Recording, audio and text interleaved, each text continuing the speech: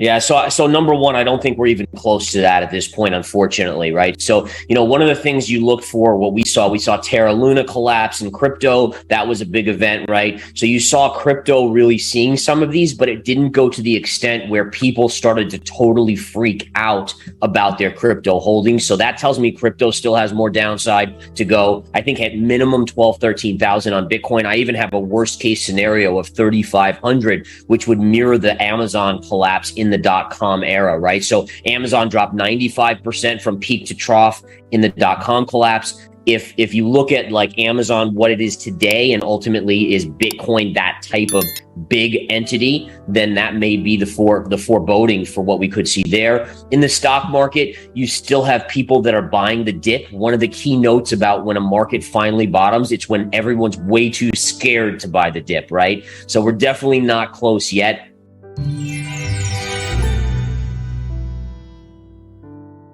If you look at like Amazon, what it is today, and ultimately is Bitcoin that type of big entity, then that may be the foreboding for what we could see there. In the stock market, you still have people that are buying the dip. One of the key notes about when a market finally bottoms, it's when everyone's way too scared to buy the dip, right? So we're definitely not close yet.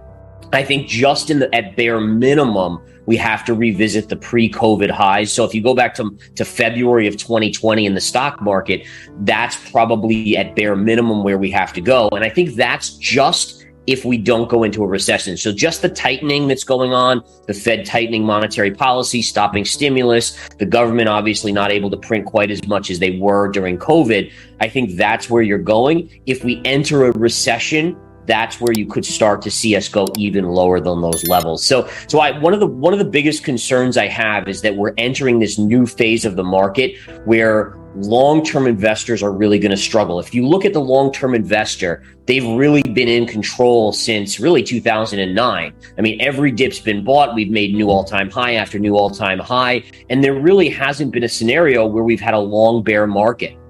However, I think now you're starting to get into that situation because the Fed is going to be handcuffed from printing us out of the next recession in a meaningful way because the inflation is going to stay too high. So let's take a look at some charts here. I want to bring up some charts, show you guys what I got going on here. This is the Bitcoin chart. You can see we're beautifully bouncing off of the 2017 highs. This is the high going back to 2017. We bounced here, and now we're retesting. Bitcoin may see upside to about 23.5, then I think down to 13 to 12. Yep. So that is the only caveat is I feel like you've had bear flag right here and another one here. And so it's almost too easy to think that the bear flag will work out perfectly. So my guess is everyone's expecting us to break lower in Bitcoin. People are kind of feeling like that right now. So my guess is you'll have a little bit of a short-term move up, get a few more people bullish, and then we'll probably retrace to this channel, right? So this was a beautiful channel that price stayed within. It broke. And oftentimes what happens is you go back and retrace to that level, right? So my guess is there's a decent chance we go right back here. Then we see the bigger move to the downside on the charts. So yeah, I mean, this is all weird, right? Because the chart, you're right now it's a little bit more bearish, although it is a rounded bottom a little bit, which is not quite as ideal bear flag as this one was over here. But it's certainly, again, there's no denying that Bitcoin still to me has downside. And I would just counter that with just for people out there thinking about it, there's been a lot of people that have said, oh, the lows are in at 17.5, pulling back on monetary policy and tightening. So to me, that tells me that it could be unfortunately worse than past ones. But I do think for Bitcoin's case that wherever it bottoms out, that's going to be an amazing buying opportunity. I don't think Bitcoin's ever going away at this point. I think it's going to be something that we're with us for the long term as the digital gold. And so I'm eagerly awaiting moves down so I can actually accumulate some more Bitcoin. The idea that once we get into the mid to low teens, that's where I really start to buy up more and more Bitcoin. And then I'll leave myself room in case it gets into like below 10,000. But yeah, I mean, definitely proper allocation is important here. When I say load up, I'm not talking about investing all my money, right? It's strictly a percentage of my net worth is allocated towards crypto. And at most, I would have that amount in crypto at one time.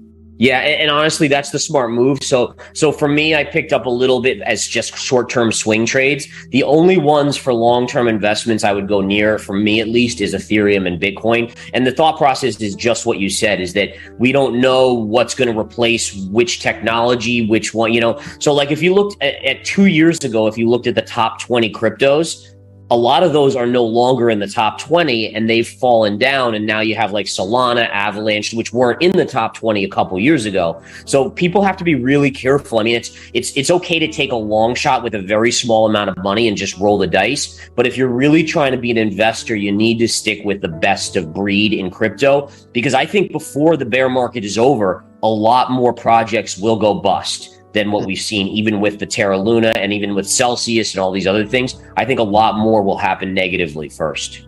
But if the economy on a global basis starts to use 5 million less, supply demand takes case here, and you're going to see oil come back in. So I still have downside to at least $76 a barrel. And I think that could even be seen going into the midterms, but if not by end of year. Potential risks of Taiwan and China. I'm in the belief that China won't do anything, at least in the near term, with Taiwan, because their economy is really struggling. And they know that any sort of invasion would throw the world into a deep recession.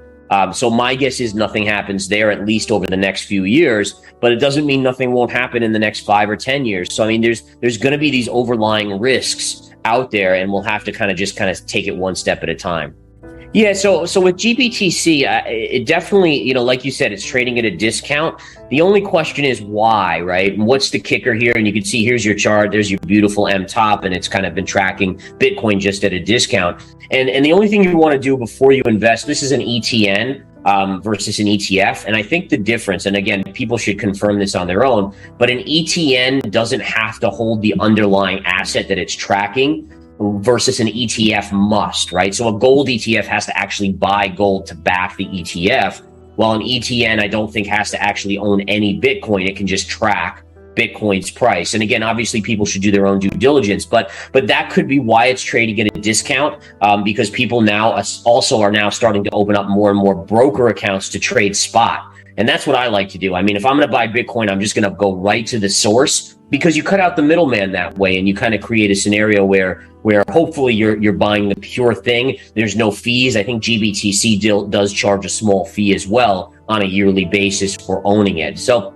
yeah, it's interesting. I think that once Bitcoin bottoms, there's going to be some good stock opportunities. Marathon Digital is one that is worth keeping an eye on. I wouldn't go into it until Bitcoin really looks like it bottoms out. But this one, certainly being a miner, that's going to be very, very interesting down the road. And then I think you have to look at companies that are now getting into the NFTs and the metaverse and all those type of things. That is the future. Yeah, so I continue to be a huge fan of gold, not only because I think gold does have upside to it, and I think the kicker may have started today with the potential of the economic jobs report to signal that the end of rate hikes is at least on the horizon, right? The Fed is still going to raise in September, May 50, 75 basis points. They'll probably raise one more time later this year as well.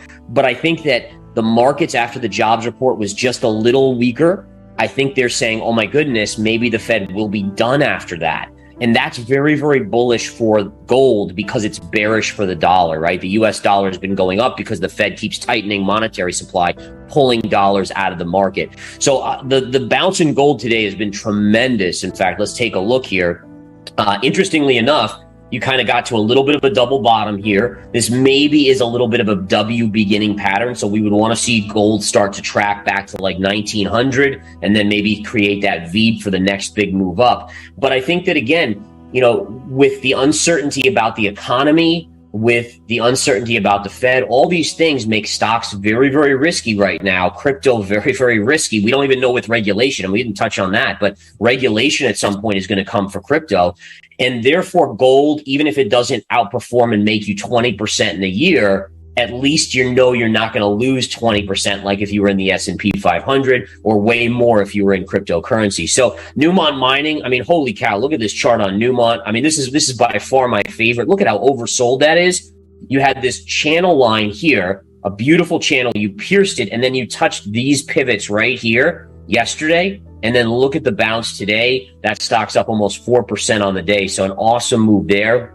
And I think, again, as soon as you see an end to the hiking, then the miners, the idea is, all right, so one of the reasons why the miners have underperformed gold. So if you look at like Newmont Mining, I mean, holy cow, down what, 50%?